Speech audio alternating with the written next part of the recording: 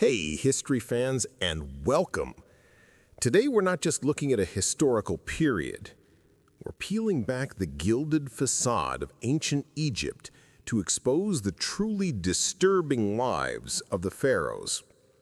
Imagine yourself standing on the edge of a vast golden desert. The horizon glows under the relentless Egyptian sun, and in the distance, monumental stone structures rise like giants from the sand. Pyramids, temples, and colossal statues carved with divine precision. The air is heavy with history, whispers of forgotten kings and queens carried on the desert wind. This is Egypt, a civilization that endured for over 3,000 years, shaping the course of human history and leaving behind a legacy so magnificent it still captivates us today. And at the center of it all were the pharaohs, the god-kings of the Nile. They were more than rulers. To their people, they were living deities, the earthly embodiment of the falcon god Horus, chosen to maintain the balance of the cosmos. Their word was law, their power absolute. But behind the golden crowns and jeweled thrones, behind the shimmering temples and triumphal processions, lay lives filled with ambition, ritual, intrigue, and sometimes darkness. Tonight, we step into their world. Close your eyes and imagine the banks of the Nile at dawn. The river glimmers like molten silver, its waters the lifeblood of Egypt. In the distance, the sprawling palace of the pharaoh comes alive with activity. Servants pad silently through shadowed halls. Priests prepare offerings, their chants rising like smoke toward the heavens. The pharaoh awakens. He is no ordinary man. He is a god walking among mortals. His day begins with ritual purification. Blind musicians softly play to greet the sun, and barefoot attendants move quietly through the torchlit corridors to attend to their divine master. Inside the royal chambers, the air smells of myrrh and lotus. The pharaoh is bathed in sacred water drawn from the Nile, believed to cleanse not only the body but the soul. Servants shave his head and body completely smooth, a sign of purity and protection against lice and evil spirits. His skin is anointed with fragrant oils. Kohl and malachite are carefully applied around his eyes, not just for beauty, but as a shield against the harsh glare of the desert sun and the malevolent forces that might lurk unseen. Then comes the regalia, gleaming gold necklaces, bracelets, and rings that catch the first rays of morning light. A falcon-shaped crown is placed upon his head, symbolizing his bond with Horus, the sky god. The crook and flail, emblems of kingship, are placed in his hands. He is no longer simply a man. He is the ruler of the two lands, ready to perform the sacred duties that keep the universe itself from falling into chaos. The day's first duty is religious. The pharaoh makes his way to the temple within the palace complex, where incense curls lazily toward the ceiling, and the statues of the gods watch in eternal silence. Here he offers bread, wine, and incense to the great deities, Ra, the sun god, Osiris, lord of the underworld, and his own deified ancestors. The priests chant hymns as the king bows deeply, his forehead touching the cold stone floor. These rituals are not mere ceremony. To the ancient Egyptians, they are essential acts that keep the world in balance. Without them, the Nile might not flood, the crops might not grow, and the sun itself might fail to rise. The pharaoh carries the weight of the cosmos on his shoulders, and every gesture must be perfect. After the rituals are complete, he proceeds to the audience hall, where his vizier and advisors await. Petitions are read aloud. Disputes over farmland must be settled, trade agreements negotiated, construction projects approved. Though he consults with his council, the final decision rests with him. Every word he speaks is law, every judgment a divine decree. By midday, the pharaoh appears in public, riding through the city in a gleaming chariot. His subjects fall to their knees as he passes, showering him with praise. Children sing hymns in his honor.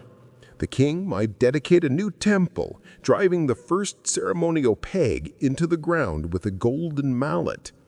He might oversee a festival celebrating the gods, or watch a parade of soldiers, dancers, and exotic animals brought from the far corners of the empire. Even in these moments of glory, superstition governs his every step.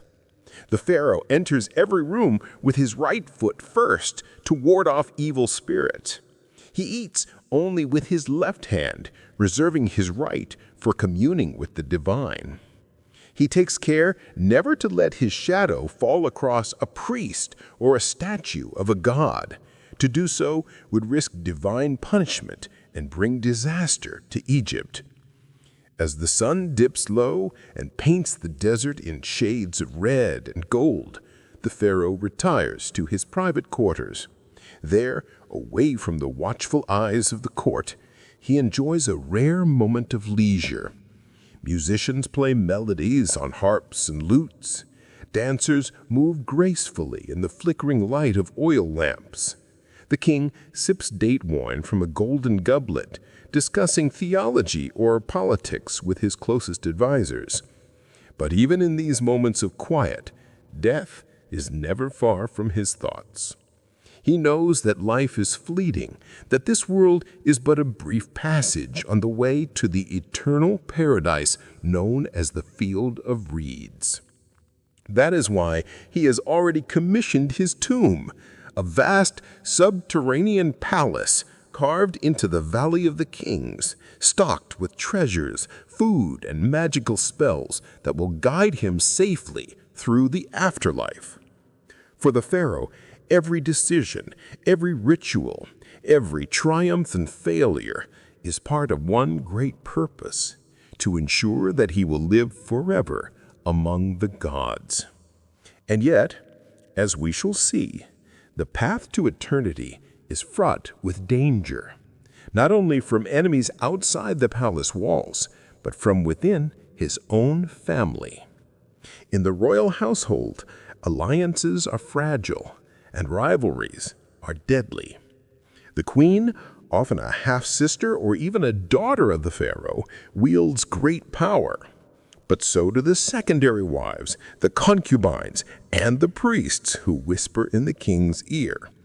Each one has a stake in the future of the throne. Each one is willing to scheme, to plot, and sometimes even to kill in order to see their own son crowned as the next divine ruler of Egypt. The palace may be a place of splendor, but it is also a cage lined with daggers. As night falls over Thebes, the royal palace glows with torchlight, casting long, flickering shadows across its limestone walls. Behind those walls, the great royal wife sits in her private chamber, surrounded by attendants and scribes. She is the Queen of Egypt, the Great One of the palace, and her word carries enormous influence. Yet even she must tread carefully. The royal court is a place where power is both absolute and perilously fragile. Here, the stakes are life and death. The queen knows that her position and that of her children depends entirely on the favor of the pharaoh. Every glance, every word, every whisper must be weighed carefully. Court politics are a relentless game, and the queen's rivals are never idle.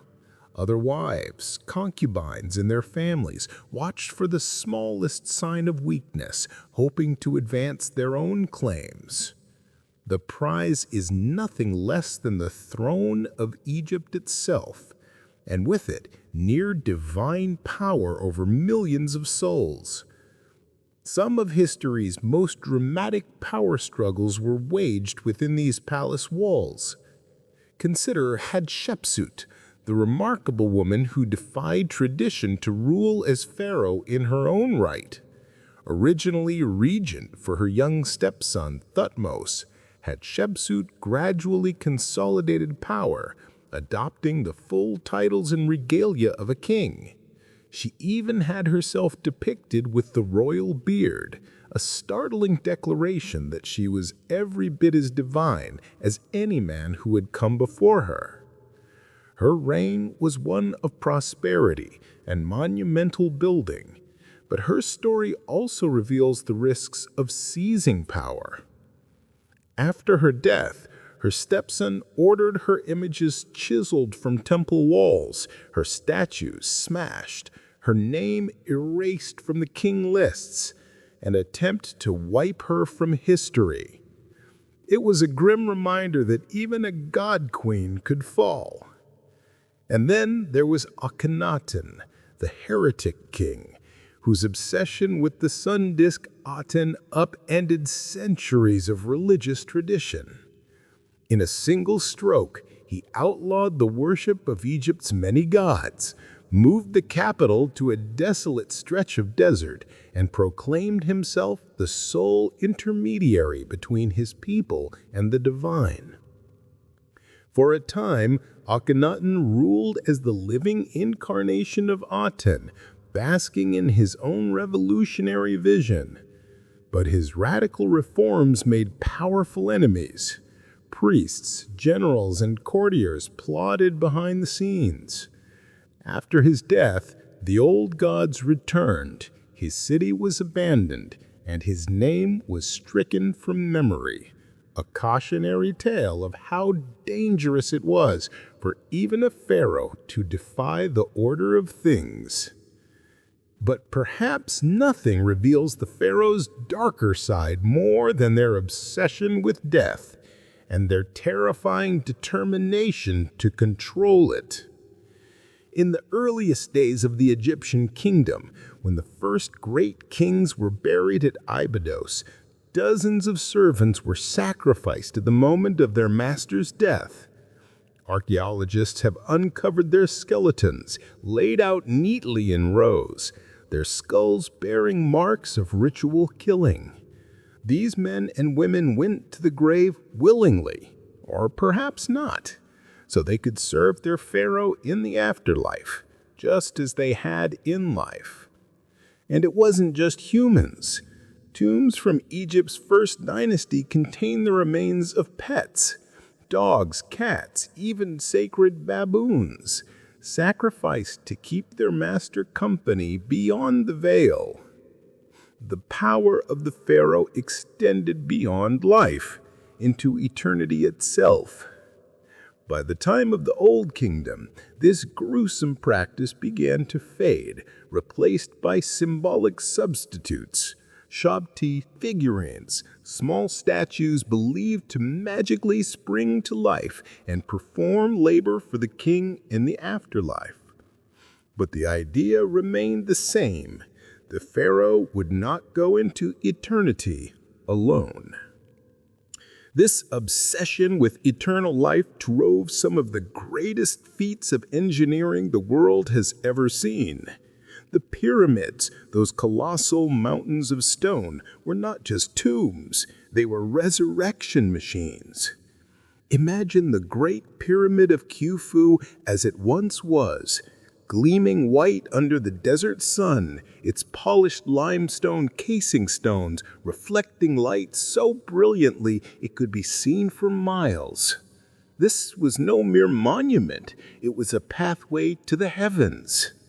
Every passageway, every chamber was carefully aligned with the stars, designed to help the king's soul ascend, to join Ra, the sun god, in his eternal journey across the sky. But building such a monument came at a staggering cost. Tens of thousands of workers labored for decades, hauling blocks of limestone weighing several tons each, using nothing but sledges, ramps, and sheer human strength. Contrary to old myths, they were not slaves, but skilled laborers, farmers conscripted during the annual Nile flood when their fields lay underwater.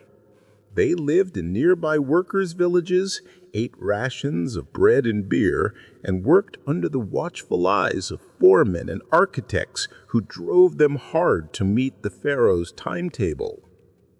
Accidents were common. Skeletons of pyramid workers show crushed bones, arthritis, and other injuries sustained in the grueling labor. Some of them were buried near the pyramids themselves, a final resting place granted in honor of their service to the divine king. And what awaited Khufu within this mountain of stone?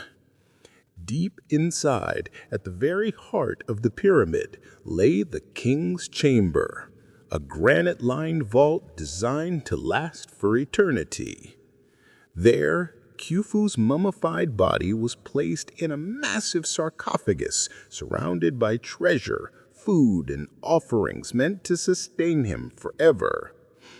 But as magnificent as these tombs were, they were not invulnerable. Tomb robbers plagued Egypt throughout history, slipping into burial chambers under the cover of darkness to loot gold, jewelry, and sacred artifacts. To combat this, later pharaohs abandoned pyramid building altogether, hiding their tombs deep within the cliffs in the Valley of the Kings. These hidden tombs were elaborate underground palaces decorated with scenes from the Book of the Dead, spells, maps, and instructions meant to guide the pharaoh safely through the perils of the underworld. But even these precautions were not enough. Many tombs were plundered in antiquity, their treasures stolen, their mummies desecrated. Only in rare cases, like that of the boy king Tutankhamun, did a tomb escape discovery for millennia, allowing us a rare glimpse into the full splendor of a royal burial. When British archaeologist Howard Carter opened Tutankhamun's tomb in 1922, he found more than 5,000 objects, golden shrines, chariots, jewelry, weapons, furniture, even food and wine, all meant to accompany the young king into eternity. But discovery ignited a worldwide frenzy, and Tut's golden death mask became one of the most iconic images in history. But behind the glitter lay tragedy. CT scans and DNA tests have revealed that Tutankhamun was a frail young man, plagued by genetic disorders caused by generations of inbreeding. He walked with a clubfoot, suffered from malaria, and likely died around the age of 19. And yet, through the sheer splendor of his tomb, Tutankhamun achieved the immortality all pharaohs craved. His name, once nearly forgotten, is now known to millions around the world. Within the palace walls, the air is thick with tension. Servants whisper in the corridors, courtiers exchange knowing glances, and scribes record every word and gesture that might one day become part of Egypt's official history. The pharaoh may sit on a golden throne, but his position is far from secure.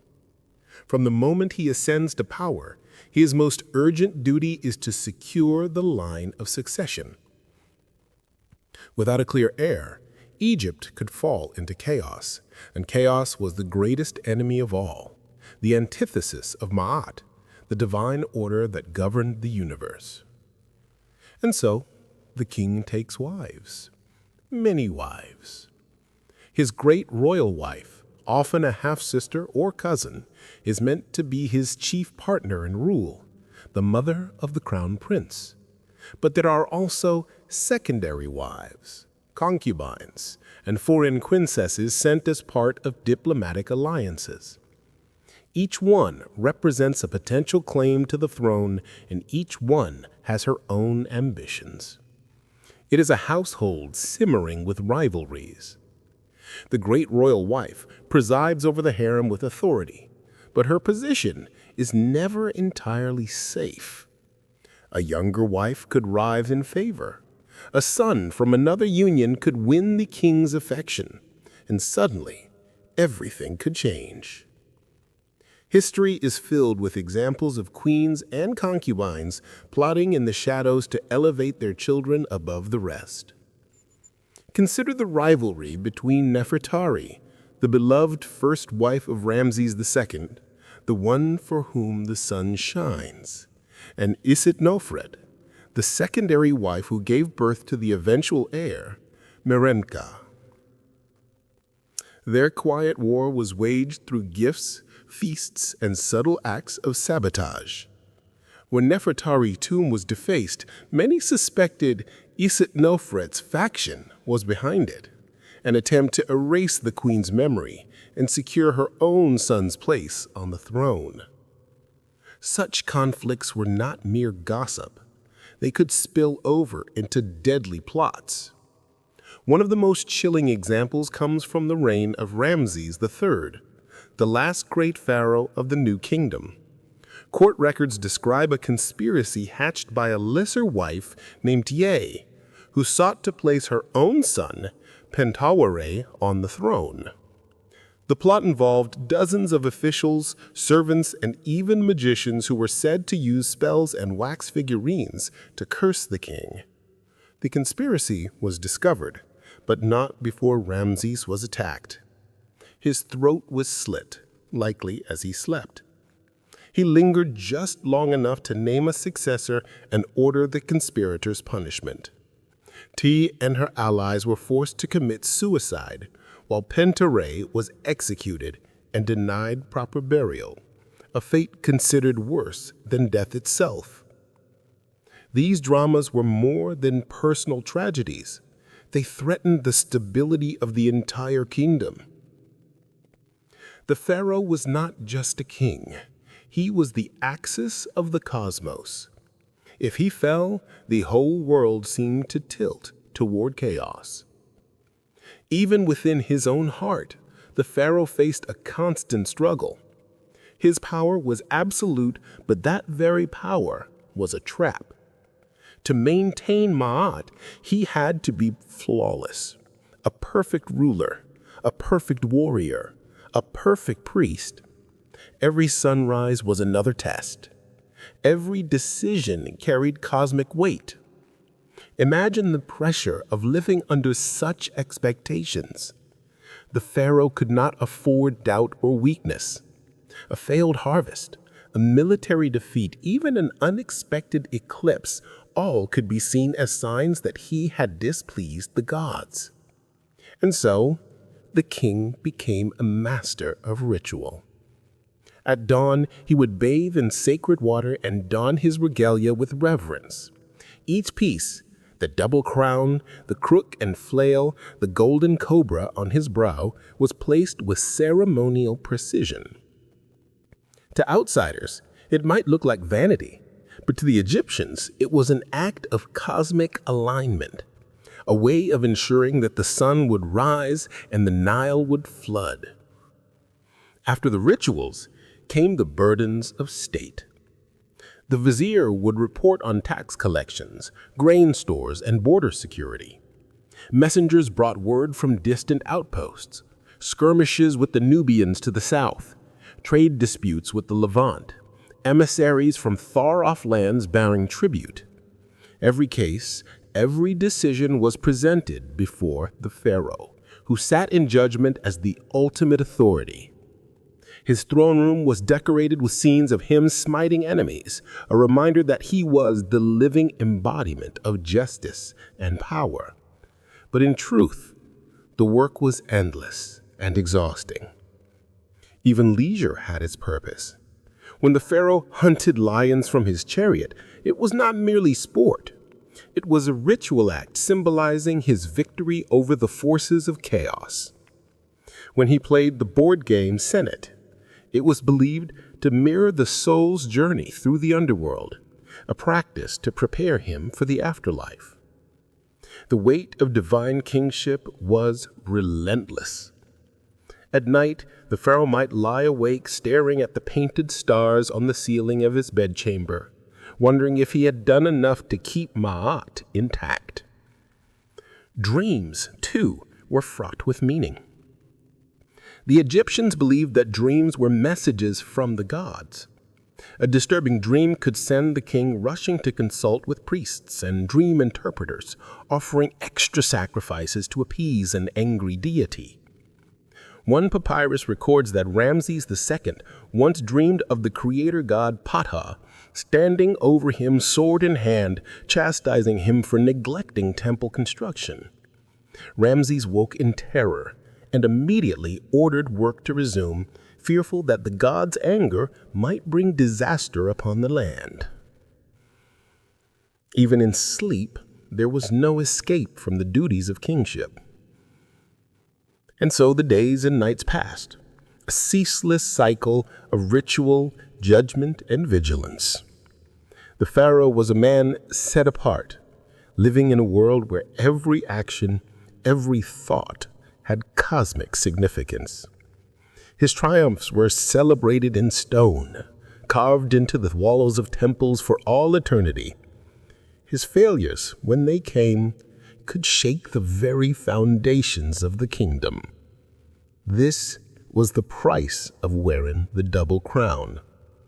To be more than human, to be both the protector and the prisoner of Egypt. As the stars wheel overhead and the palace falls into silence, the pharaoh lies awake, staring into the darkness. He knows what all pharaohs know, that every passing moment brings him closer to the day when he will take his final breath and set out on the most perilous journey of all, the journey into the afterlife. For the ancient Egyptians, death was not an end, but a transition. Life on earth was only the first chapter. The real goal was to reach the field of reeds, a perfect reflection of Egypt itself, where the Nile flowed eternally, the harvests never failed, and the sun shone forever. There, the righteous would live in peace and abundance, surrounded by loved ones, free from sickness and toil. But entry into this paradise was not guaranteed, not even for a pharaoh. To reach it, one had to survive a terrifying trial, the journey through the Duat, the underworld, a realm filled with serpents, demons, and pits of fire. The deceased would stand before the gods in the hall of judgment, where his heart would be weighed against the feather of Ma'at, the symbol of truth and justice. If the heart was pure and light, the soul could pass into the eternal fields. But if it was heavy with sin, it would be devoured by Amut, the fearsome demon with the head of a crocodile, the body of a lion, and the hindquarters of a hippopotamus, and the soul would cease to exist. For the pharaoh, this was unthinkable. His eternal destiny was tied to that of his kingdom. If he failed, the balance of the cosmos would be shattered, and so he began preparing for death the moment he took the throne. Construction on the royal tomb began almost immediately. In the Old Kingdom, this meant a pyramid, a gleaming mountain of stone meant to last until the end of time. Later, in the New Kingdom, it meant a secret tomb cut deep into the limestone cliffs of the Valley of the Kings, its walls covered with spells and maps from the Book of the Dead, designed to guide the king through the underworld's trials. The tomb was not just a resting place, it was a machine for resurrection. Its corridors were lined with the stars, its chambers filled with food, weapons, furniture, jewelry, and even board games so the king could live in comfort forever. But the tomb was only one part of the equation. The body itself had to be preserved, for the Egyptians believed that the soul needed a physical vessel to inhabit in the afterlife. And so began the long and meticulous process of mummification. Picture the scene. In a workshop filled with the smell of resin and incense, the body of the dead king lies on a stone table. Priests wearing jackal-headed masks, the symbol of Anubis, the god of embalming, carefully remove the internal organs, placing each one in its own canopic jar, guarded by protective deities. The brain is extracted through the nose with a hooked instrument. The body is packed with natron, a natural salt, to dry out completely. For 70 days the corpse is left to desiccate in the desert air. Then it is washed, anointed with sacred oils, and wrapped in layer after layer of fine linen, each bandage inscribed with protective spells. Amulets are placed between the wrappings, the eye of Horus to ward off evil, the scarab beetle to ensure rebirth, the ankh to grant eternal life. Finally, the mummy is placed in a series of nested coffins, often of gilded wood, and then in a massive stone sarcophagus. When all is ready, the funeral procession begins. Priests chant hymns as the body is carried to the tomb. Incense fills the air. Mourners wail, beating their breasts. At the entrance to the tomb, the opening of the mouth ceremony is performed, a ritual that symbolically restores the senses of the deceased, allowing him to speak, breathe, and eat in the afterlife. The final offerings are made, the tomb is sealed, and the king begins his journey into eternity. This obsession with the afterlife consumed enormous resources. Entire cities of artisans, scribes, and laborers were dedicated to producing tomb goods and preparing burial sites. For decades, they carved corridors into cliffs, painted walls with elaborate scenes of gods and monsters, and crafted treasures fit for a god. But for the Egyptians, this was not a waste. It was a sacred duty. The eternal life of the pharaoh meant the eternal stability of Egypt. His safe passage through the Duat would ensure that the sun continued to rise, the Nile continued to flood, and the world remained in balance. Even so, the tomb was never truly safe. Robbers were a constant threat. They came in the dead of night, armed with chisels and torches, breaking through stone seals and smashing coffins to get to the treasures within. Some were caught and punished, their hands cut off or their bodies impaled on stakes as warning. But many escaped with gold and jewels, leaving behind shattered mummies and desecrated burial chambers. This is why later pharaohs went to such lengths to hide their tombs, creating secret passageways, false doors, and hidden chambers to fool intruders. The Valley of the Kings was chosen precisely because its glyphs could conceal the entrances. Even then, very few tombs remained untouched for long.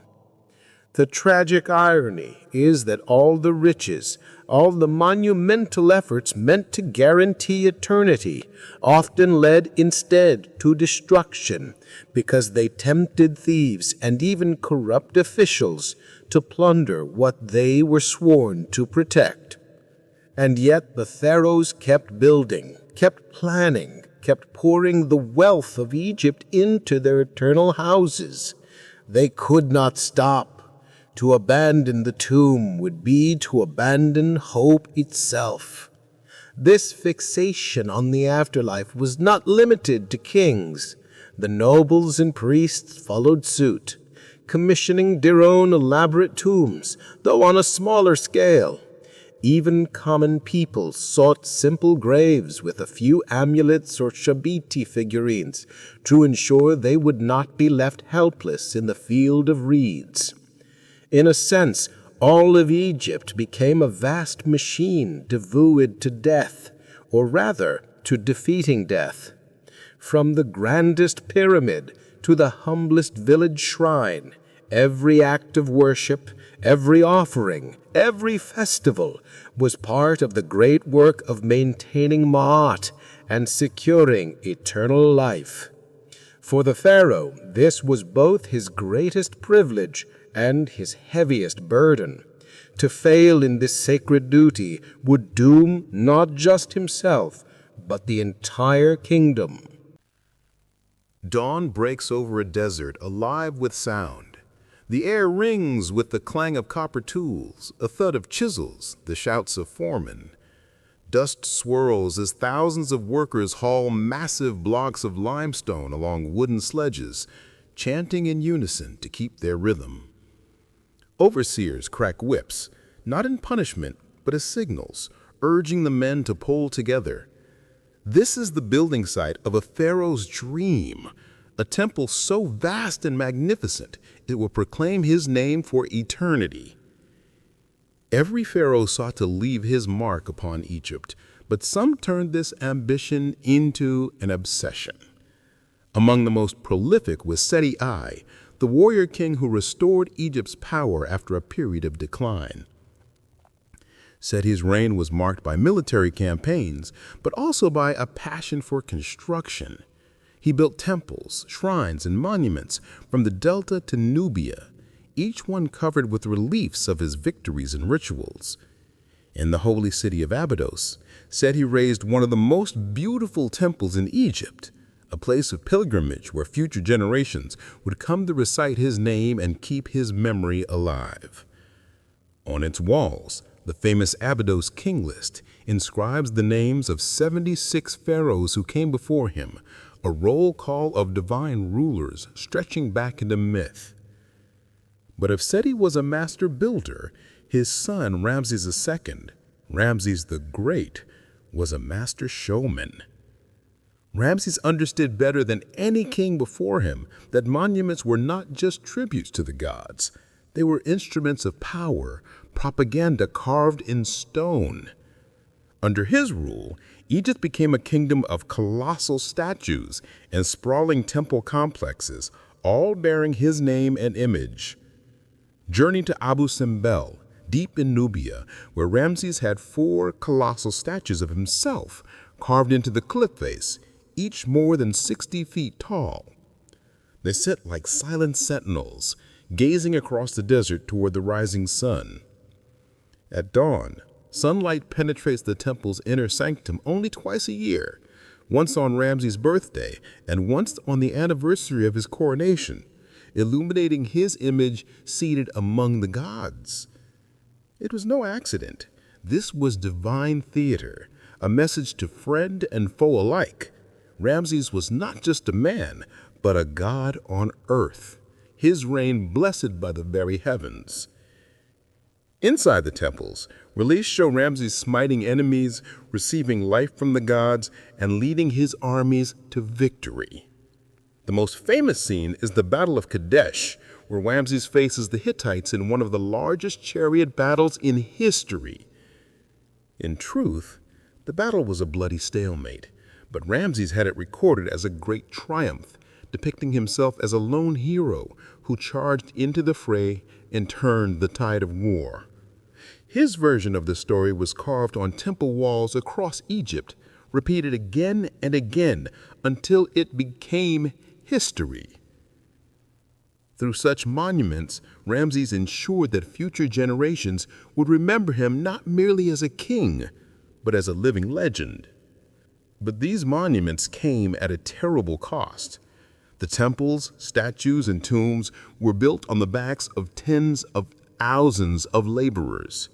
Massive quarries were opened, stones hauled from miles, and entire workforces conscripted to serve the king's vision. Life for these workers was hard. They labored in the blazing sun, hauling stone and carving reliefs until their hands bled.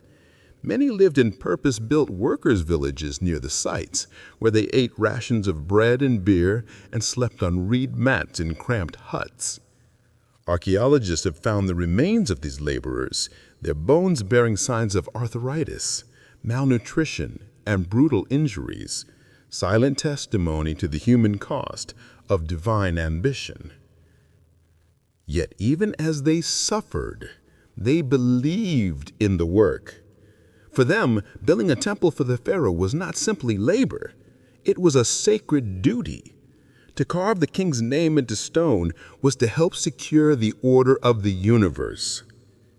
And in return, they believed, the pharaoh would ensure the gods' favor, the Nile's flood, and the harvest that would keep them alive. For Ramses, it was a bargain worth making. By the time of his death, Egypt was filled with his image, towering statues, colossal temples, and monuments so numerous that later kings sometimes carved their own names over his simply because there was no blank space left. His reign lasted an astonishing 66 years, one of the longest in Egyptian history. He fathered more than 100 children, filled the land with monuments, and died an old man, leaving behind a kingdom that seemed eternal. But even Ramses could not escape the fate of all mortals. His body was placed in a tomb in the Valley of the Kings, stocked with treasures and protected by spells. But robbers eventually broke in, stripping it of gold and leaving the mummy exposed. Priests later reburied him in a secret cache with other kings to protect him from further desecration. When his mummy was finally unwrapped in the 19th century, the world beheld the face of the man who had ruled Egypt at the height of his power. His nose was aquiline, his jaw strong, his hair still bearing a reddish tint after 3,000 years. Even in death, he looked every bit the king he had claimed to be. Ramses's legacy is undeniable. His monuments still stand, his name still known. But they're also a reminder that power, no matter how absolute, is fleeting. The sands of Egypt eventually swallowed many of his works, and the empire he left behind weakened, beset by internal strife and foreign invasions. For all his glory, Ramses was as mortal as the humblest farmer who once bowed before his chariot. As Egypt's empire reached its height, so too did the weight of kingship press down upon the pharaoh's shoulders. The double crown was no longer simply a symbol of glory, it was a burden of cosmic responsibility. To rule Egypt was to live under constant watch, not just of the people, but of the gods themselves. Every omen, every strange occurrence was seen as a message from the divine. A bad flood of the Nile? A sign the king had angered the gods. A solar eclipse? Perhaps Ra was turning his face away from Egypt. The pharaoh could not ignore these signs. Priests would be summoned in the middle of the night, sacred texts consulted, offerings hastily prepared to appease the deities. Animals were sacrificed, incense burned, hymns sung, all to restore the delicate balance of Ma'at, the order of the universe. And if the omens persisted, the pharaoh's fear grew. We know from surviving records that some kings lived in a state of near constant anxiety about the afterlife. They commissioned more and more spells to be painted in their tombs, demanded extra rituals, and even ordered the execution of those they believed were cursing them through sorcery. This fear was not unfounded. Magic, or Hika, was a powerful force in Egypt, and not always benevolent. The same spells that could protect the king could also be turned against him. The papyrus texts from the New Kingdom describe secret plots in which wax figurines were inscribed with the king's name, cursed and then burned or smashed to bring about his death. Even within the palace, danger lurked. The harem conspiracy against Ramesses III showed how quickly intrigue could turn into assassination. The closer one came to the throne, the sharper the knives became. To protect himself, the pharaoh surrounded his private chambers with guards and trusted eunuchs. Secret testers sampled his food and drink for poison. Trusted priests performed nightly rituals to banish evil spirits from the royal apartments. Still, the fear never entirely went away. In the earliest dynasties, this fear of chaos had led to grim practices. When a king died, dozens, sometimes hundreds of servants were killed and buried alongside him, their throats cut or their skulls crushed. Their role was to serve their master in the afterlife, but one wonders how many went willingly.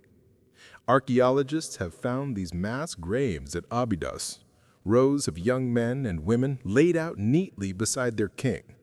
Some show no signs of struggle, leading scholars to believe they may have been drugged before death. It is a chilling reminder of the lengths to which Egypt's rulers would go to secure their eternal comfort. Over time, this practice gave way to symbolic substitutes, shabti figurines, but the mindset remained. The pharaoh's afterlife came first, even if it meant the sufferings of others. And as the years passed and the king aged, the fear only grew. The end was coming, and with it the greatest test of all, the weighing of the heart. Imagine the pharaoh in his final years, lying in his gilded bedchamber. His body is failing, his once strong limbs now thin and frail. Outside his window, the Nile flows as it always has, indifferent to the struggles of one dying man. He calls for his priests. They bring amulets, recite spells, and pour libations to the gods. Scribes are ordered to copy more chapters of the Book of the Dead, so that no demon or serpent and duat will catch the king unprepared. Offerings are made to Osiris, lord of the underworld, to ensure the pharaoh will be welcomed as a justified soul. Sacrifices are performed to Sekhmet, the lion-headed goddess of plague, to keep her destructive power at bay. Even the god Thoth, the divine scribe, is invoked to write the king's name in the book of life. The royal architects work day and night to finish the tomb before the king's final breath. Time is running out, and no one knows the hour of death. Meanwhile, the court grows restless. Ambitious princes and generals begin to maneuver for power, each hoping to be the chosen heir. Spies whisper in the corridors, alliances are forged and broken, and the queen's attendants keep close watch over every move of the harem. The palace becomes a place of tension, a waiting game played under the shadow of death. When the end finally comes, the entire kingdom plunges into mourning. Priests cover their heads in dust, women wail in the streets, and farmers kneel by the Nile to pray that the divine cycle will continue. But for the pharaoh himself, death is only the beginning. His body is taken to the house of purification, where the priests of Anubis begin the sacred rites. The king's organs are removed, dried, and placed in their jars. His body is packed with natron and left to rest for 70 days, a number believed to match the cycle of the stars. During this time, workers craft new treasures for the tomb. Priests chant spells without ceasing, and the court prepares for the coronation of the next ruler. The process is methodical, almost mechanical. Each step must be perfect, for a mistake could doom the king's soul to wander forever. Finally, the day of burial arrives. The mummy is wrapped, adorned with amulets, and placed in its nested coffins.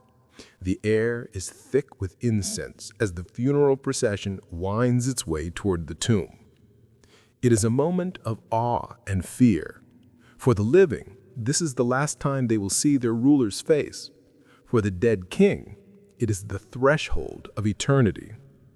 The tomb is sealed. The last torch is extinguished. Darkness falls, and silence swallows the burial chamber. But for the king, this is not the end. It is the beginning. In the stillness of the tomb, the Ka, the life force of the pharaoh, awakens. He rises, not in the body of flesh, but as a spirit, clad in the regalia of kingship, shining with divine light. The golden mask of his mummy gleams faintly in the dark, as if reflecting a light only the gods can see. The journey through the Duat, the Egyptian underworld, has begun. The first step is crossing the threshold of the tomb, a symbolic act of rebirth. The soul passes through the false door carved into the wall, a portal between the world of the living and the realm of the dead. Beyond it lies a vast and mysterious landscape, a place where the rules of the mortal world no longer apply. The Duat is not a place of rest. It is a perilous path filled with challenges, trials, and monsters that lurk in the shadows. The pharaoh must travel through 12 gates, one for each hour of the night, following the sun god Ra on his nightly voyage through the underworld. At the first gate, he is met with guardians with the heads of serpents and lions, their eyes glowing like embers. They demand the secret names of the gods, passwords known only to the initiated. The spells painted on the tomb walls come to life in his memory, and he recites them with confidence. The gates swing open, and he passes through. But the journey is only beginning. As the hours pass, the path grows more dangerous. Rivers of fire hiss and crackle, threatening to consume the unwary. Demons with knives for hands prowl in the shadows, waiting to tear apart the souls of the unworthy. Giant serpents coil across the path, their fangs dripping with poison. At one point, the pharaoh must face Apep, the colossal serpent of chaos, who seeks to devour the sun and plunge the world into eternal darkness. Ra's crew of gods battles the beast, hacking at its coils with knives and spears. The pharaoh lends his strength to the fight, striking Apep with the power of divine magic. At last, the serpent is defeated, its body hacked to pieces, and the sun continues its journey. The pharaoh presses onward. In the middle hours of the night, he comes to a great cavern with the dead or judged. Here sit Osiris, lord of the underworld, and 42 other divine judges, their faces stern and unyielding. The moment of truth has come, the weighing of the heart. Anubis, the jackal-headed god of embalming, leads the pharaoh to the scales of Ma'at. On one side rests the feather of truth, light as air. On the other is placed the pharaoh's heart, glowing softly with the essence of all he has ever done, every triumph, every sin, every hidden thought.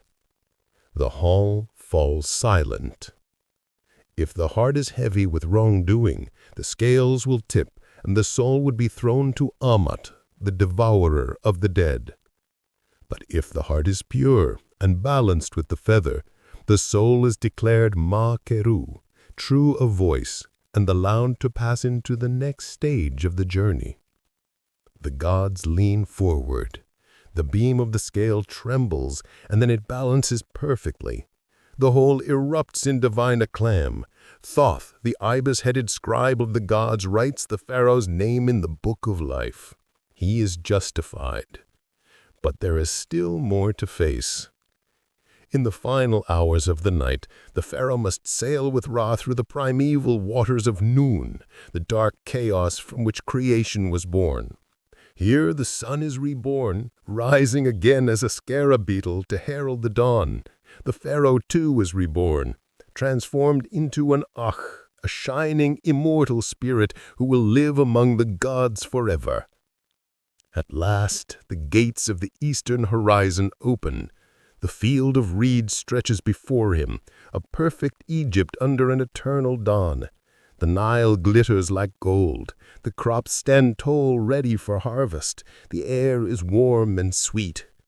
Here the pharaoh is greeted by his ancestors, kings and queens of ages past, who welcome him as one of their own.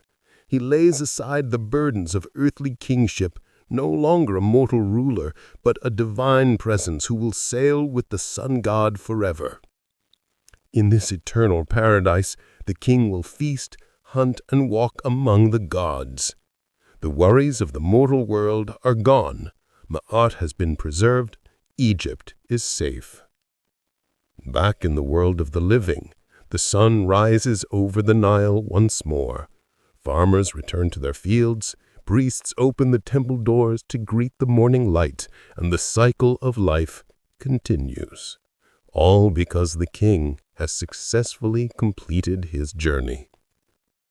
As the pharaoh's soul sails into the eternal dawn, life in Egypt resumes its rhythm. The kingdom cannot pause for long. The fields must be sown, the granaries filled, the temples supplied with offerings. But the living need reminders of what has just transpired in the cosmic realm.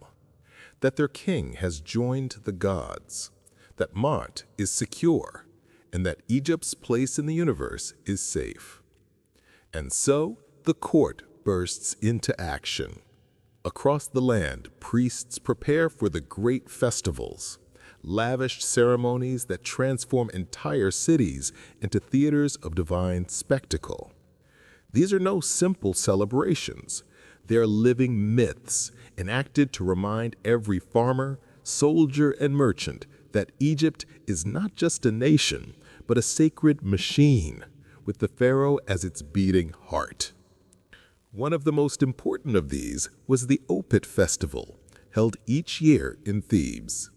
The god Amun, along with Mut and Khonsu, was taken from his temple at Karnak and placed in a gilded bark, a sacred boat mounted on poles.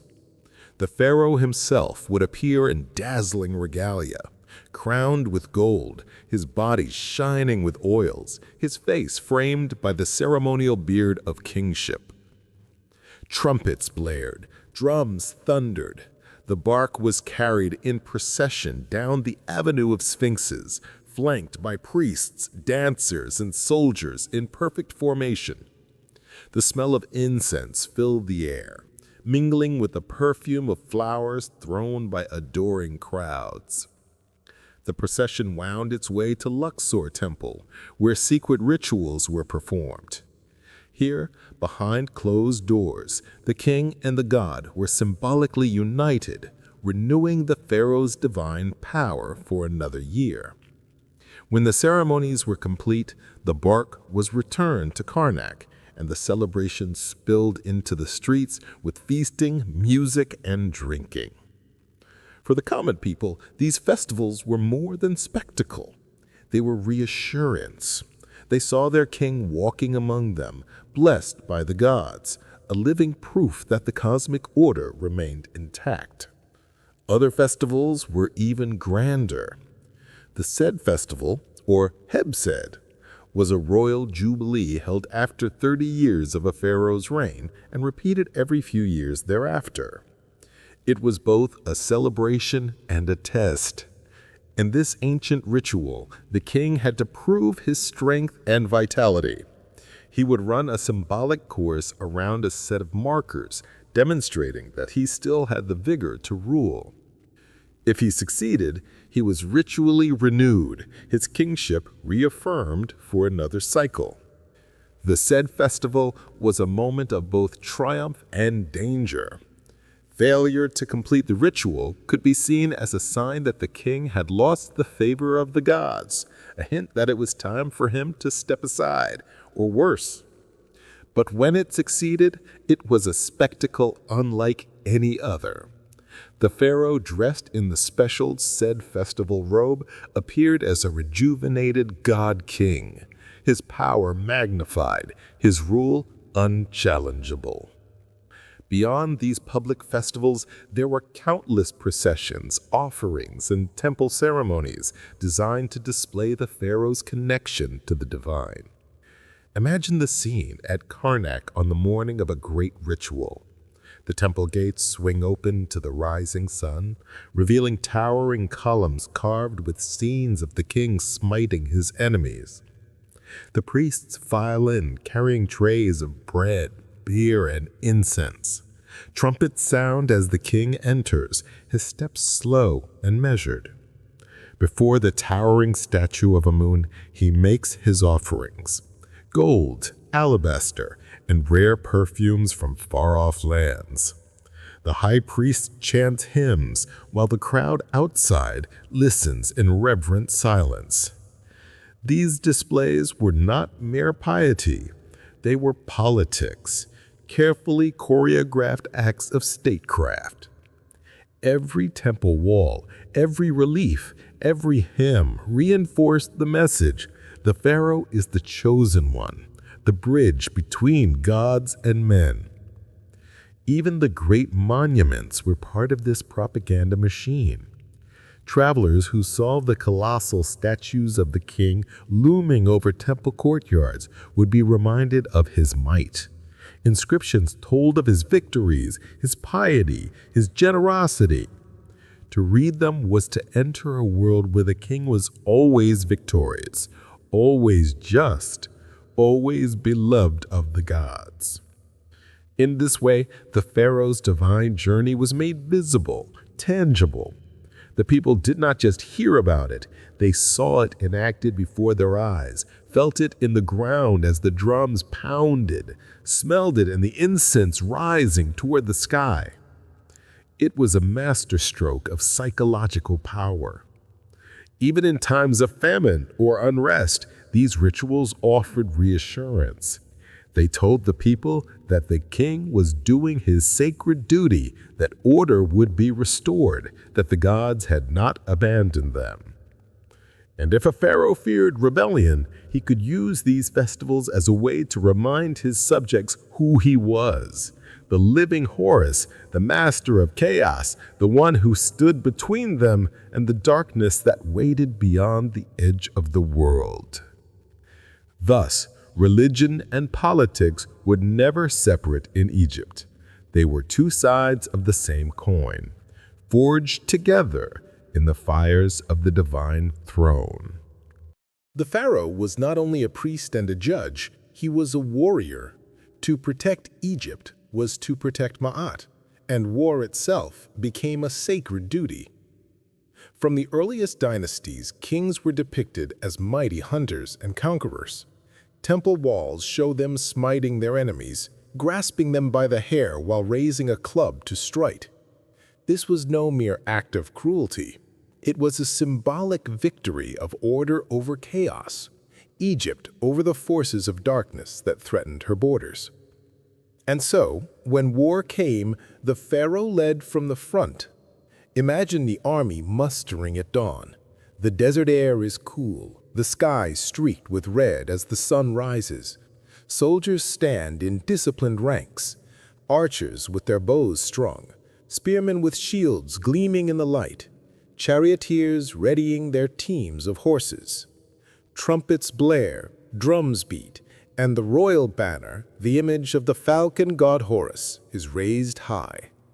The pharaoh mounts his chariot, a light two-wheeled vehicle of wood and leather drawn by the finest horses in the land. His armor glints with gold, his helmet crowned with the uraeus, the sacred cobra that spits fire at his enemies. At his signal, the army begins to march, a moving city of men, weapons, and supplies.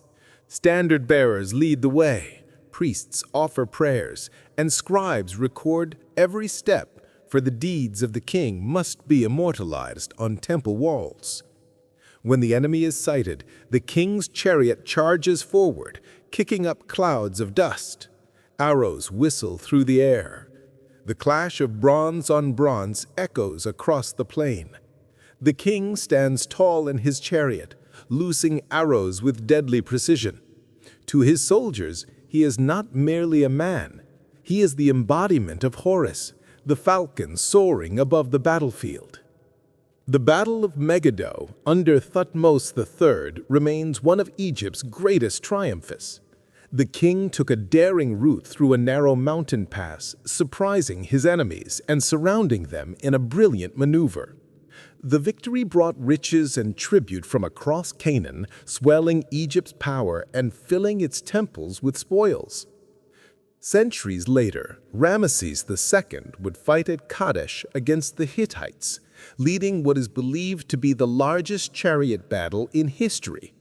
Over 5,000 chariots thundered across the plain, the ground shaking beneath their wheels.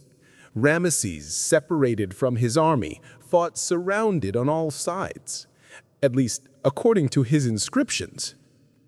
His own words, carved on the walls of temples from Abu Simbel to Karnak, claim that he stood alone calling upon his father Amun for strength and single-handedly turned the tide of battle.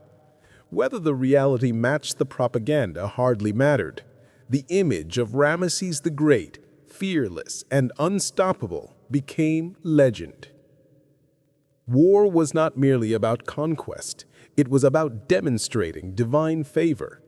Each campaign was followed by offerings to the gods, dedicating the victory to Amun, Ra, and Pat.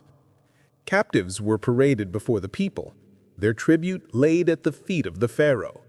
Gold, cattle, exotic animals, even foreign princesses were brought back to Egypt, all proof that the king had extended Ma'at across the earth. The spoils of war filled the treasuries, funded new temples, and fed the work crews building ever grander monuments. In this way, military victory fueled not just the economy, but the very religious life of the kingdom. But the cost of war was high. Soldiers were maimed and killed, and Egypt's borders were in near constant conflict. Nubians to the south, Libyans to the west, Hittites and Syrians to the north. Each posed a threat that demanded vigilance. The pharaoh's army became a professional force, trained and drilled to respond quickly to threats. Fortresses were built along Egypt's frontiers, connected by supply depots and wells. Military scribes kept careful records of rations, weapons, and troop movements, an administrative machine that allowed Egypt to project its power across thousands of miles. The chariot was the king of the battlefield, but infantry formed the backbone of the army. Archers unleashed volleys of arrows, softening enemy lines before the chariot struck. Spearmen and axemen closed in to finish the fight. It was brutal, up-close combat, and victory often came at a staggering cost. Yet for the pharaoh, each victory reinforced his divine mandate. The conquered lands were seen not merely as territory, but as proof that he had pushed back the forces of chaos. In the great reliefs carved on temple walls, the enemies are shown as bound captives, lined up in endless rows beneath the king's feet. It was a message that could not be ignored. Egypt was supreme, and her king was the chosen one of the gods. And so war, like ritual and building, became part of the endless cycle that kept Egypt alive. When the army returned home, the celebrations were as grand as any festival. The king entered the city in triumph, preceded by the spoils of war, chests of gold, weapons, rare animals. Musicians played, dancers performed, and the people cheered as the pharaoh rode past, his chariot gleaming. But even the mightiest river eventually changes course. For centuries, Egypt stood unchallenged, a golden kingdom blessed by the Nile, defended by its deserts, ruled by divine kings who kept Ma'at in balance. Yet time, like the river's current, wears away even the strongest foundations. The first cracks appeared after the reign of Ramses II. His successors lacked his strength, and the empire he had built began to crumble. Foreign invasions became more frequent. The sea peoples, mysterious warriors from across the Mediterranean, descended upon Egypt's shores, burning the cities, raiding temples, and threatening to topple the kingdom itself. Ramses III, the last great pharaoh of the new kingdom, fought valiantly to drive them back. His inscriptions at Medinet Habu boast of a great naval battle in which the invaders were annihilated. And indeed, Egypt survived, but at a terrible cost. The treasury was nearly emptied by the constant wars. Grain rations for workers were cut, leading to strikes, the first labor strikes recorded in history. Tomb workers in Deir el-Medina laid down their tools and refused to continue until they were paid. This was unheard of in a land where the pharaoh's word was absolute. Meanwhile, corruption spread. Officials siphoned off supplies, temple priests grew wealthy and powerful, and the king's authority weakened. By the time of the 20th dynasty's end, Egypt had fractured. The high priests of Amun in Thebes effectively ruled Upper Egypt, while the pharaohs in the north clung to power in name only. The once unified two lands were now a kingdom divided. And with division came vulnerability. Foreign powers began to encroach upon Egypt's borders. Libyan warlords settled in the delta, eventually seizing the throne themselves and founding new dynasties. They adopted the regalia and titles of the pharaohs, but their rule marked a shift. Egypt was no longer the undisputed center of the world, but a prize to be fought over. As centuries passed, Nubian kings from the south rose to power, conquering Egypt and ruling as the 25th dynasty. They brought with them a revival of old traditions, seeking to restore the glory of the past. They rebuilt temples, recarved forgotten names, and styled themselves as the saviors of Ma'at. But their reign was short-lived. From the east came a new threat, the Assyrians, whose armies swept through the land like a desert storm, sacking cities and toppling dynasties. Egypt was forced into vassalage, paying tribute to foreign kings. Even when the Assyrians withdrew, Egypt's freedom was fragile. The Persians came next, conquering the land and turning it into a satrapy of their vast empire. The pharaohs were now no longer gods, but governors serving a foreign overlord. Still, the Egyptians never stopped dreaming of independence. They rebelled again and again, crowning native kings who tried to throw off the yoke of empire. For brief moments, Egypt shone once more under kings like Nectanebo II, who built magnificent temples and fought to keep foreign powers at bay. But the world had changed. New empires were rising: Persia, Greece, Rome, and Egypt, which was once the great lion of the ancient world, was now prey. When Alexander the Great swept into Egypt in 332 BCE, he was welcome as a liberator. He paid homage to the gods, visited the oracle of Amun at Siwa, and was proclaimed pharaoh.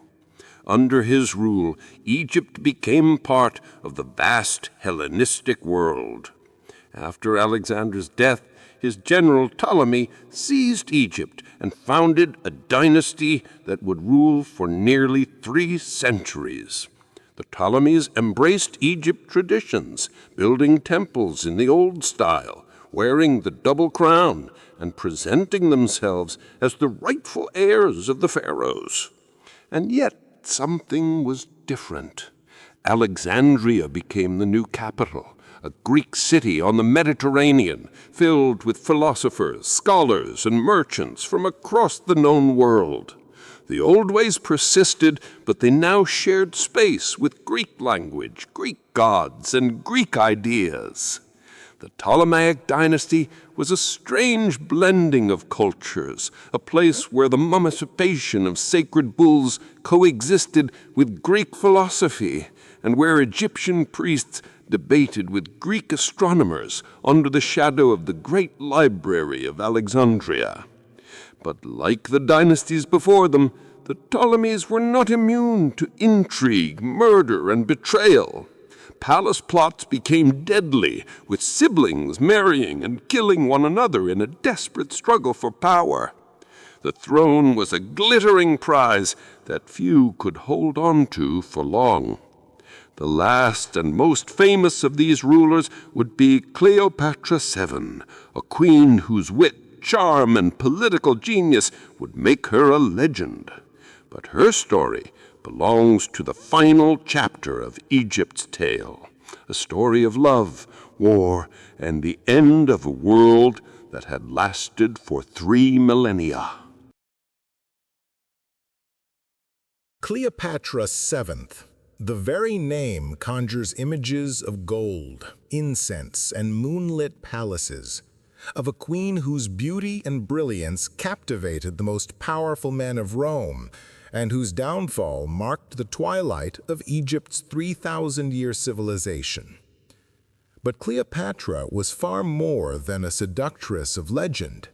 She was a scholar, a strategist, and a ruler who fought to preserve her kingdom against the mightiest empire the world had ever seen. When she ascended the throne in 51 BCE, Egypt was a kingdom on the edge. The Ptolemaic dynasty had been weakened by years of infighting and political corruption. Rome, already the dominant power of the Mediterranean, had its eye on Egypt, not just for its grain, which fed the Roman populace, but for its immense wealth. Cleopatra was only 18 when she became queen, forced to share power with her younger brother, Ptolemy XIII, a boy king who was easily manipulated by ambitious courtiers. Before long, she was driven into exile, her throne seized by those who saw her as too dangerous, too independent. But Cleopatra was not a woman who accepted defeat. She raised an army in Syria, gathering loyal supporters and mercenaries, preparing to march on Egypt and reclaim her crown. It was at this crucial moment that fate and Rome intervened. In 48 BCE, Julius Caesar arrived in Alexandria, chasing his rival Pompey in the midst of Rome's civil war.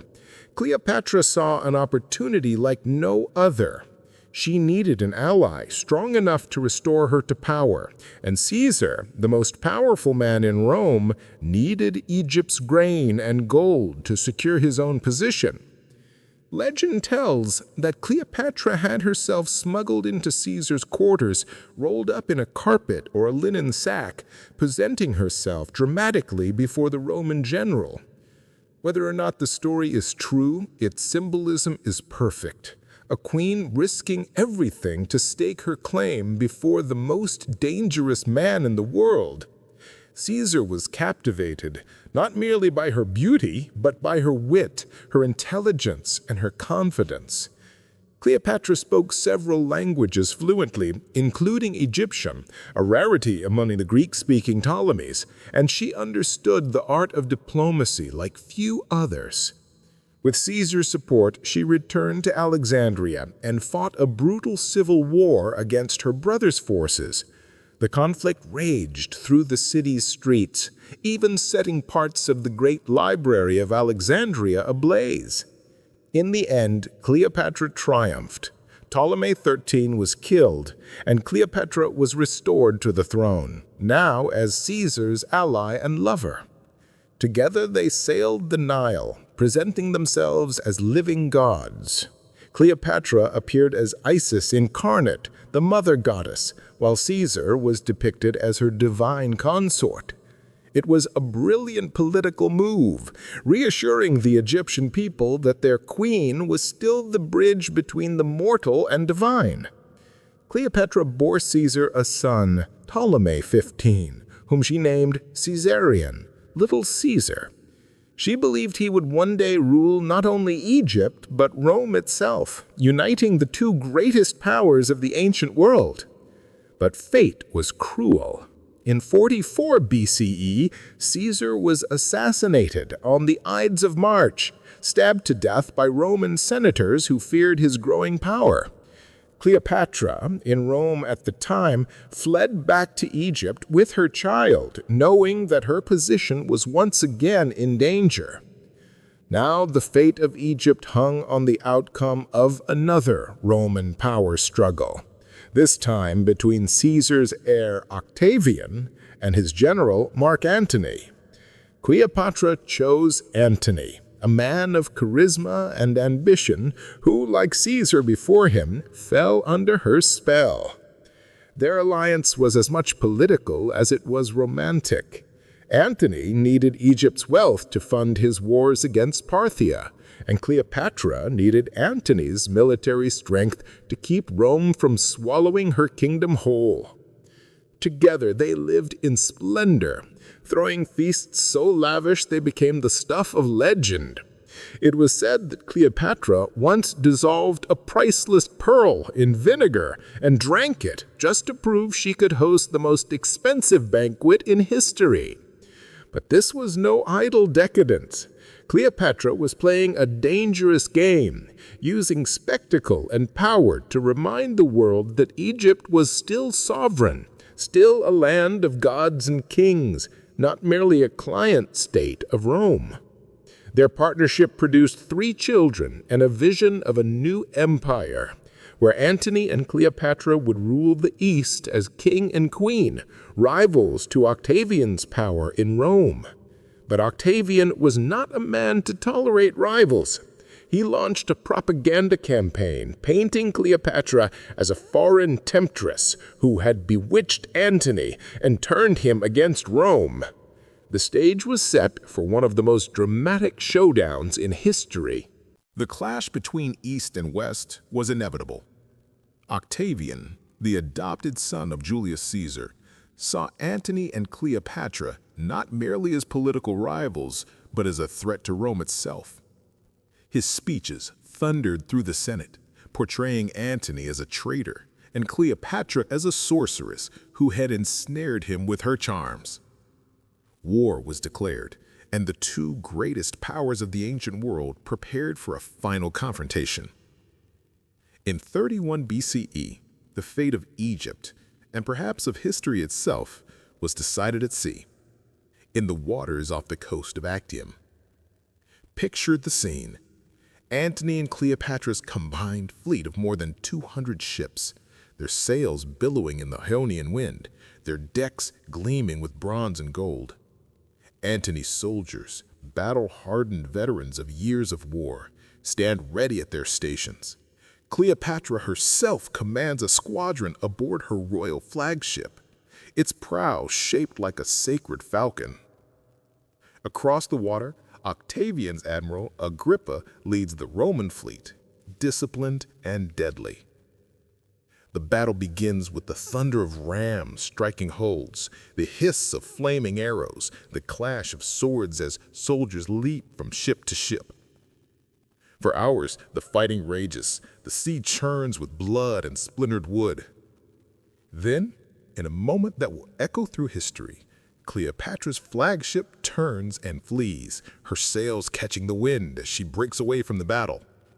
Antony, torn between duty and love, abandons the fight and follows her. Without their leaders, the rest of the fleet collapses. Actium is a disaster. The war is lost before it has even truly begun. Antony and Cleopatra retreat to Alexandria, where they prepare for the inevitable.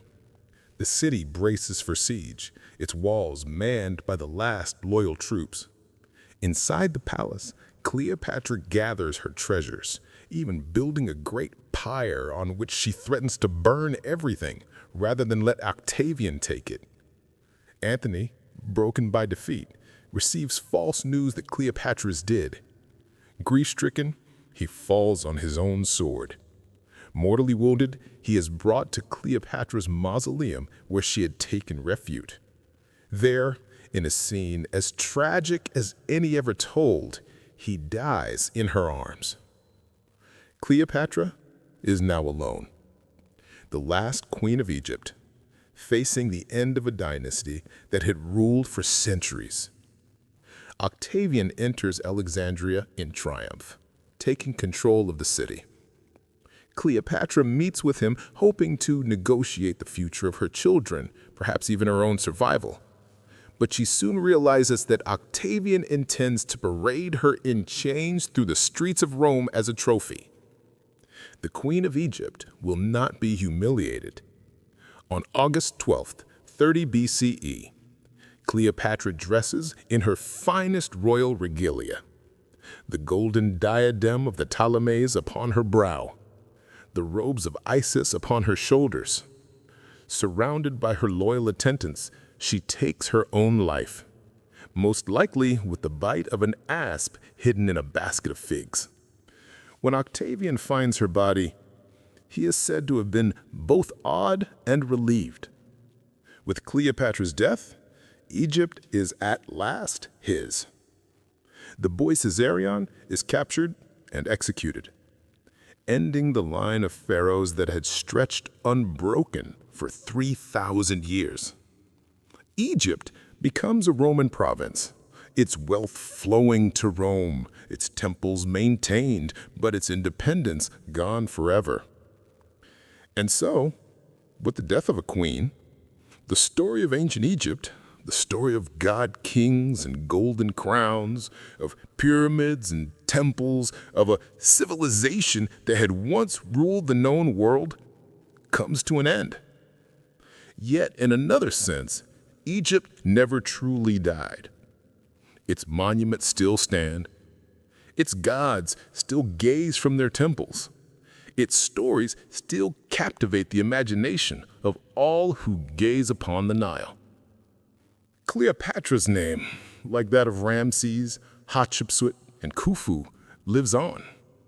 A reminder that though empires rise and fall, the human longing for glory, for immortality, and for meaning never fades. And perhaps that is the truest legacy of Egypt, the promise that life, like the Nile, is eternal. The pharaohs were gone, but Egypt did not simply vanish into the desert sands. Under Roman rule, the temples of the old gods still opened their doors at dawn. Incense still rose toward the heavens, and priests still recited hymns to Amun, Isis, and Osiris.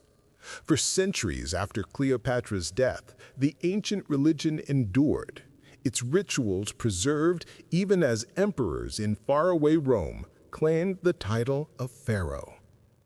Augustus, the first Roman emperor, was crowned at Memphis in the ancient tradition, his name inscribed in hieroglyphs alongside those of the kings who had come before him.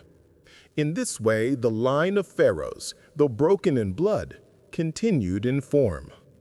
But slowly, the old world faded. Temples fell into ruin.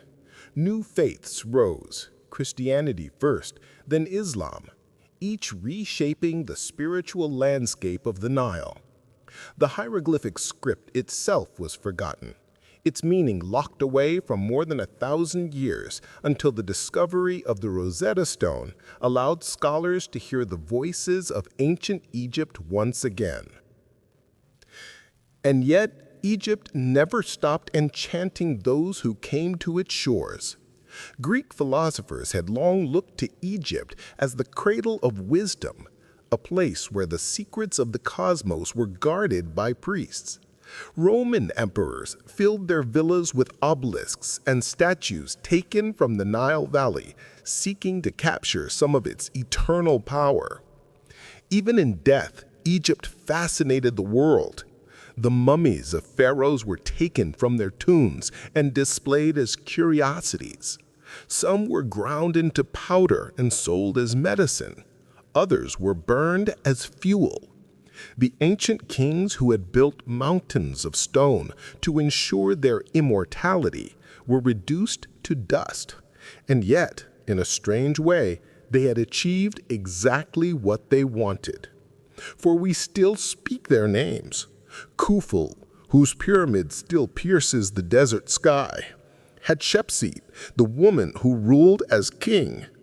Akhenaten, the heretic who dreamed of one God. Ramses the Great, the builder of empires. Cleopatra, the last queen of the Nile, who faced Rome and chose her own fate. Their stories continue to inspire books, films, and legends.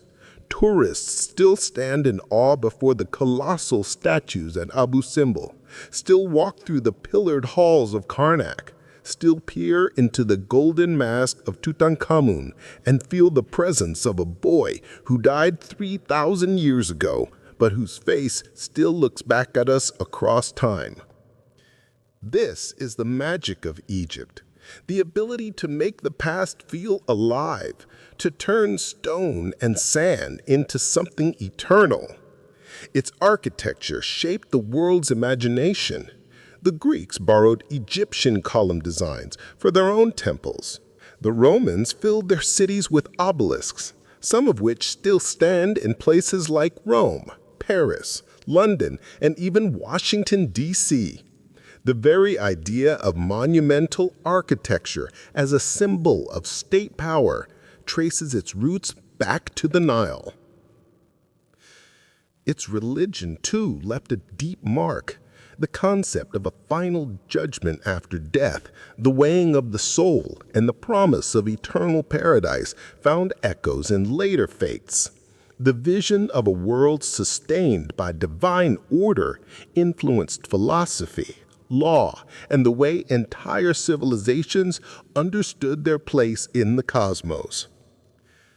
And its fascination with death, with preparing for eternity, has never stopped stirring human imagination.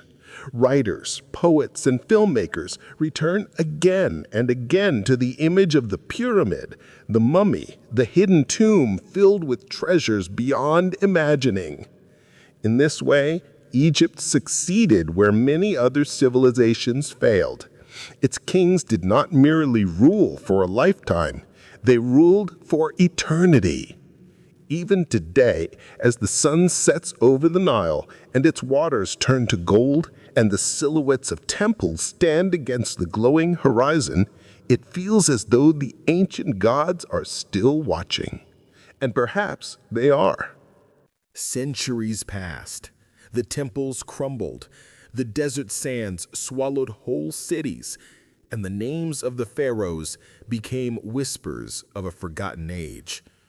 But Egypt was never truly lost. It waited, silent and patient, for the world to remember. In 1798, Napoleon Bonaparte set foot on Egyptian soil, bringing with him not just soldiers, but scholars, artists, and scientists. This was no ordinary invasion. It was the beginning of a rediscovery.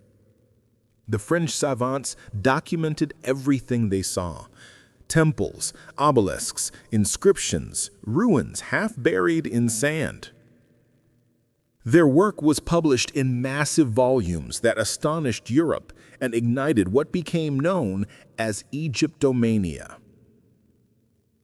And in 1799, a soldier digging near the town of Rosetta uncovered a black basalt slab, the Rosetta Stone. Carved with 3 scripts, Greek, Demotic, and hieroglyphic, it held the key to unlocking the lost language of the pharaohs. For decades, scholars labored to decipher its secrets. Finally, in 1822, Jean-Francois Champollion announced that he had cracked the code. For the first time in more than 1,000 years, the words of ancient Egypt could be read again. The voices of priests, kings, and commoners spoke once more. The world was entranced. Expeditions poured into the Nile Valley, unearthing statues, papyri, and mummies. Obelisks were transported to Paris, London, and New York, standing as trophies of a rediscovered civilization. Museums filled with treasures, gilded coffins, painted tomb panels, jewelry that had once adorned queens. But perhaps no moment captured the world's imagination like the winter of 1922. In the Valley of the Kings, British archaeologist Howard Carter had been searching for years for the tomb of the boy king Tutankhamun. Many believed he was wasting his time, that everything had already been found. Then, one morning, his team uncovered a flight of steps disappearing into the ground. Clearing away the rubble, they found a sealed doorway stamped with the royal cartouche of Tutankhamun. When Carter peered through a small hole by candlelight, he saw gold, everywhere gold. When the tomb was opened, the world gasped. Inside lay more than 5,000 objects, golden chariots, beds shaped like sacred animals, alabaster jars, weapons, furniture, and above all, the magnificent golden mask of the young king, its lapis lazuli eyes staring back at a modern world that had forgotten him for 30 centuries. Tutankhamun became an international sensation. Crowds flocked to see his treasures. Newspapers printed his image. The so-called Curse of the Pharaohs filled headlines when several members of the expedition died unexpectedly, adding to the aura of mystery surrounding Egypt's ancient kings. From that moment on, the fascination only grew. Egypt became a symbol of the eternal and the exotic. Filmmakers recreated its temples and Hollywood soundstages. Writers wove tales of mummies rising from their tombs. Artists and designers borrowed its motifs: lotus flowers, scarabs, and sphinxes, adorning jewelry, fashion, and architecture. Even today, the allure of Egypt continues to draw millions. Tourists stand in the shadow of the Great Pyramid, craning their necks to see its summit. They drift down the Nile on riverboats, visiting the temples of Karnak and Luxor, imagining what it must have been like when priests chanted in their halls and kings walked beneath their columns. Egyptology has become a science, with satellites scanning the desert for hidden tombs, CT scans revealing the faces of mummies, and DNA tests uncovering the secrets of royal bloodlines. Each new discovery, a tomb, a papyrus, a statue, adds another piece to the puzzle of a civilization that still refuses to give up all its secrets. And yet, for all our science, Egypt remains as much a place of dreams as of history. Its monuments are not merely relics, but symbols of human ambition, of our hunger to understand death, of our desire to leave something that will outlast us. The pyramids stand not merely as tombs, but as messages across time, saying, "We were here. We mattered. Remember us." And we do. Stand before the Great Pyramid at Giza. Feel the weight of the stones, each one carved and placed by hands that turned to dust thousands of years ago. Listen to the wind as it moves across the desert, carrying with it the faint echoes of voices long silenced. What did the pharaohs hope we would hear? Their monuments were not simply tombs.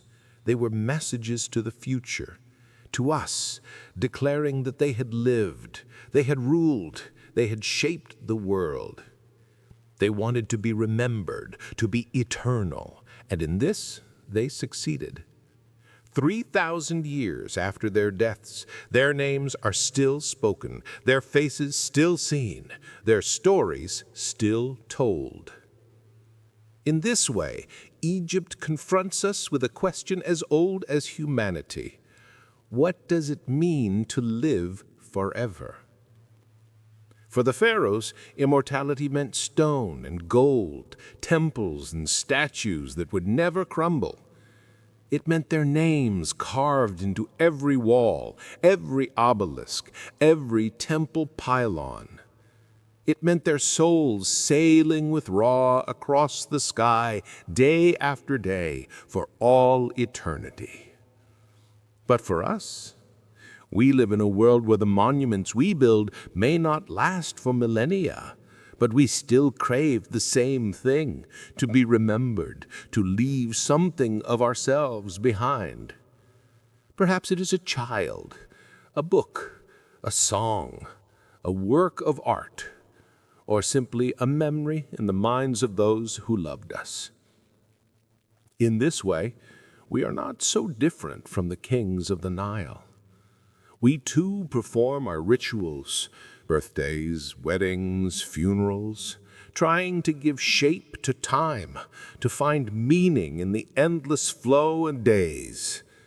We too fear the darkness that waits at the edge of life, and we too hope that something of us will endure when we are gone. Egypt's great achievement was to turn this longing into something tangible. Its temples, tombs, and texts gave its people a roadmap to eternity, a vision of life after death that promised that existence did not end with the grave. And whether we believe in their gods or not, there is something profoundly moving about that vision, about a civilization that refused to accept that life was meaningless, that stared death in the face and answered with art, ritual, and beauty. Perhaps that is why Egypt still calls to us. It reminds us that life is brief, but it can be made to shine, like the sun on polished limestone, like a scarab rolling the sun across the sky, like the name of a king spoken aloud long after his body has turned to dust. The Nile still flows, just as it did when Khufu dreamed of his pyramid, when Hatshepsut built her temple at Deir el-Bahari, when Cleopatra faced Octavian on the shores of Alexandria. Its waters still turn gold at sunset, as if reflecting the eternal fire of the sun god himself. Stand on its banks at dusk, and you may feel what the ancients felt, that you are standing not just in one place, but in all places, across all time. The same stars rise overhead, the same moon glows in the sky, the same river winds its way to the sea. Egypt is a reminder that while our lives are fleeting, our stories can last forever. Look back over the long road we have traveled. From the dawn of history, when the first kings of Upper and Lower Egypt united the two lands under the double crown, to the golden age of pyramid building, when entire generations labored to raise mountains of stone that still touch the sky. We have walked through the halls of Karnak, where columns rise like a forest of stone and sunlight filters through like rays of the gods. We have witnessed the rituals of kingship, the bathing, the anointing, the sacred offerings that transformed a mortal man into a living god each morning. We have stood in the audience hall as viziers brought petitions and generals brought news of victory or defeat. We have ridden in the royal chariot, thundering across the battlefield, the roar of war in our ears, the fate of kingdoms hanging on a single charge. We have entered the tomb, the air heavy with resin and incense, and watched as priests performed the opening of the mouth, restoring the senses to the dead king so that he might live again. We have followed the Pharaoh's soul through the 12 gates of the Duat, through rivers of fire and battles with serpents, until he stood before Osiris and had his heart weighed against the feather of truth. We have seen him justified, reborn, and rise with the sun into the field of reeds, eternal and shining. And we have seen the kingdom fall, the wars, the famines, the invasions, the intrigues that brought Egypt low. We have stood in Alexandria as Cleopatra made her final choice, ending her life rather than live as a captive. We have watched Octavian's legions march through the streets, claiming Egypt for Rome, and felt the closing of an age that had endured for 3,000 years. Through it all, we have glimpsed something greater than kings and queens, something beyond temples and tombs. We have glimpsed a vision of a civilization that believed life had meaning, that order could triumph over chaos, that death could be conquered, that the soul could endure. And perhaps that is why Egypt continues to speak to us. Its monuments are not silent. They are voices in stone, telling us that our struggles are not in vain, that we too are part of a story much larger than ourselves.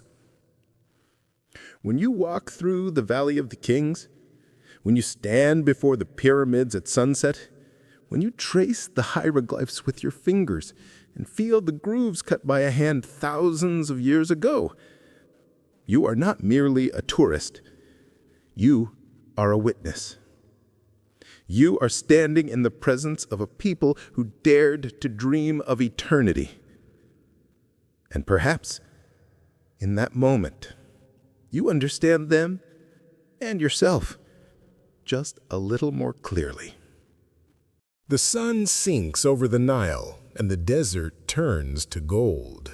In the distance, the pyramids rise like silhouettes against the crimson sky, their sharp edges softened by the glow of evening. Camels tread slowly along the horizon, their shadows long and thin, as though time itself moves more slowly here. Modern Egypt lives alongside the ancient one. In Cairo, the call to prayer echoes through the streets, while just beyond, the Sphinx gazes across the sands as it has for nearly 5,000 years. Tourists gather at its feet, snapping photographs, but it does not look back. It waits, as it always has, watching centuries pass like grains of sand through an hourglass. The temples, though weathered by time, still stand. The great hypostyle hall at Karnak still reaches toward the heavens, its columns covered with scenes of kings offering gifts to the gods. At Luxor, statues of Ramses still guard the gates, their faces calm and eternal. Even in ruin, they are not silent. When the wind moves through the temple corridors, it almost sounds like chanting, as though the priests have returned for a moment to greet the rising sun. At night, when the stars blaze over the desert, it is easy to imagine the souls of the pharaohs sailing with Ra across the sky, keeping their eternal vigil. And life goes on. Farmers still draw water from the Nile to feed their crops, just as they did in the time of the pyramids. Fishermen still cast their nets into its waters. Children still play along its banks. Egypt has changed, its gods replaced, its kings long gone, and yet, in some profound way, it is not changed at all. Stand on the Giza Plateau at dawn, when the air is cool and the tourists have not yet arrived. The desert is silent, and the first light of the sun touches the tip of the Great Pyramid. For a moment, you might feel what the ancient builders felt, that you are at the center of the world, at the very place where earth meets sky. It is in moments like these that the dream of the pharaohs feels closest. Their quest for immortality, their desire to align themselves with the eternal, was not in vain. Their names are still spoken, their stories still told. their monuments still visited by millions who come not merely to see, but to feel. Perhaps that is the greatest triumph of all. The pharaohs sought to defeat time, and though their bodies have turned to dust, their presence endures. They have become part of the human story, part of the shared memory of our species. As the stars emerge over the desert, one by one, you realize that Egypt is not just a place, it is a reminder that life is brief but can be made magnificent. A reminder that even in the face of death, we can build something that endures. A reminder that we too can carve our names into the story of the world. The Nile continues its endless journey to the sea, as it has for millennia, and with each sunrise, Egypt is reborn again. Night settles over the Nile. The river glimmers like black glass, reflecting the stars. Somewhere in the desert, a jackal calls, the same sound that echoed through the valleys when priests prayed to Anubis 5,000 years ago. Egypt sleeps, but it never truly rests. Its monuments keep watch, silent sentinels of an eternal kingdom. The pyramids, the temples, the tombs, they are more than ruins. They are a bridge between past and present, between the living and the dead, between the mortal and the divine. Perhaps that is why, when we stand among them, we feel so small, and yet somehow we feel infinite. We remember the kings who wore the crowns of Upper and Lower Egypt. We remember the queens who ruled with wisdom and cunning. We remember the farmers who left their fields to drag stones for the pyramids, the priests who lit the temple fires at dawn, the scribes who dipped their reed pens in ink and recorded every detail so that nothing would be forgotten. In a way, they succeeded. For here we are thousands of years later, still speaking their names, still telling their stories.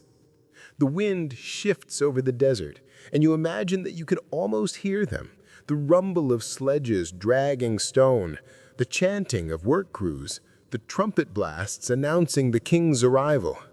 You see the flicker of torchlight against temple walls, the flash of gold jewelry in the sun, the solemn faces of priests as they prepare the sacred offerings. And above it all, you feel the steady, unbroken rhythm of the Nile, flowing as it always has, as it always will. Egypt is a testament to the human spirit, to our desire to reach beyond the limits of our short lives and touch eternity. The pharaohs built monuments to defy time, and in doing so, they left behind something that transcends them, something that belongs to all of us. Perhaps that is why, when we stand among them, we feel so small, and yet somehow we feel infinite. We remember the kings who wore the crowns of Upper and Lower Egypt. We remember the queens who ruled with wisdom and cunning. We remember the farmers who left their fields to drag stones for the pyramids, the priests who lit the temple fires at dawn, the scribes who dipped their reed pens in ink and recorded every detail so that nothing would be forgotten. In a way, they succeeded. For here we are thousands of years later, still speaking their names, still telling their stories. The wind shifts over the desert, and you imagine that you can almost hear them, the rumble of sledges dragging stone, the chanting of work crews, the trumpet blasts announcing the king's arrival. You see the flicker of torchlight against temple walls, the flash of gold jewelry in the sun, the solemn faces of priests as they prepare the sacred offerings. And above it all, you feel the steady, unbroken rhythm of the Nile, flowing as it always has, as it always will. Egypt is a testament to the human spirit, to our desire to reach beyond the limits of our short lives and touch eternity. The pharaohs built monuments to defy time, and in doing so, they left behind something that transcends them, something that belongs to all of us. Perhaps that is the final gift of Egypt. It shows us that we too are builders. We too are dreamers. We too leave behind stories carved into the memory of the world, even if they are not written in stone. So the next time you see the Great Pyramid rising against the desert sky, or glimpse the golden mask of Tutankhamun staring back at you from behind glass, pause for a moment. Listen. For in that silence, you may hear the heartbeat of an ancient civilization, steady, eternal, calling across time. And you may realize that their dream of immortality was never just their own. It is ours. We have walked beside kings and queens, sailed the Nile under a blazing sun, watched empires rise and fall, and stood at the edge of eternity in the shadow of the pyramids. But Egypt is not just a chapter of history. It is the story of us all. It is the story of ambition, of triumph, of failure, of resilience. It is the story of a people who looked at the stars and dared to see themselves reflected there, who believed that human life could be aligned with the eternal order of the cosmos. They believed that chaos could be tamed, that death could be conquered, that the soul could live on forever. And so they built, with stone, with ritual, with memory, until they had created a civilization that seemed as eternal as the sun itself. Even when their power waned, their vision endured. Rome claimed Egypt but could not extinguish its spirit. Christianity swept through its temples but absorbed some of its ideas. Islam brought new faith and culture, but denial still flowed, and the monuments still stood, whispering to the future. Egypt reminds us that no empire lasts forever, not even the mightiest. Its ruins teach humility. Its triumphs teach ambition. Its myths teach us that even death can be transformed into a gateway, not an ending. Perhaps that is why we are drawn to it still. When we gaze upon the Great Sphinx, eroded but unbroken, we are not merely looking at stone. We are looking at the face of time itself, staring back at us. When we stand before the mummies of pharaohs, their skins still preserved after millennia, we are reminded that mortality is not the end, that memory can keep us alive in ways the body never could. The sands of the desert shift with each passing wind, but Egypt remains, patient, enduring, watching. It is a place where the living can meet the dead, where past and present exist side by side, where eternity feels not like a dream, but like something you can almost touch. And when you leave Egypt, when the plane takes off or the train pulls away, you feel as though a part of you is staying behind, lingering in the desert, wandering through the temple halls, following the river as it winds toward the sea. Because Egypt is not just a destination, it is an awakening.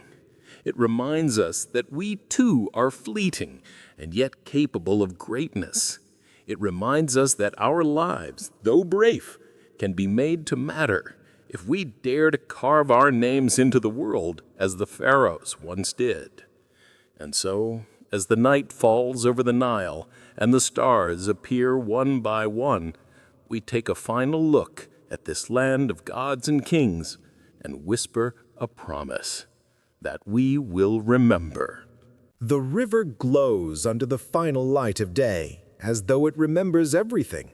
The first villages that sprang up along its floodplain, the first pharaoh crowned beneath its sky, the first stone dragged across its shores to build a pyramid that would outlast empires. We have seen Egypt's triumphs and its tragedies, its glory and its fall, its rebirth again and again across the centuries. We have walked through tombs, stood in temples, and gazed upon monuments that have endured longer than memory. And now, as the stars blaze over the desert and the night wind carries the scent of the river reeds, we feel the weight of time settle around us like a cloak. Egypt's story is not just a story of kings and gods, of battles and monuments. It is the story of what it means to be human, to build, to dream, to reach for something eternal. And though the pharaohs are gone, their dream has not died. It lives every time someone stands before the pyramids and feels the breath catch in their throat. Every time someone whispers the name of a king long turned to dust. Every time someone dares to imagine a future that will remember them. The Nile flows on, as it always has, as it always will, carrying with it the memory of a civilization that refused to be forgotten. And so, we leave this ancient land with one final thought. Time may erase empires, but it cannot erase eternity.